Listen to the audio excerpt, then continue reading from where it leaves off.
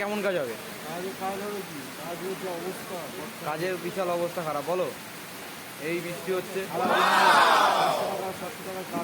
এই তার মধ্যে আবার এরকম বৃষ্টি। হ্যাঁ, এই বৃষ্টি ভাই, এই যে ভাই কেমন বলো, এই বৃষ্টিতে কি হবে আজকে? ভালো কাজ হবে?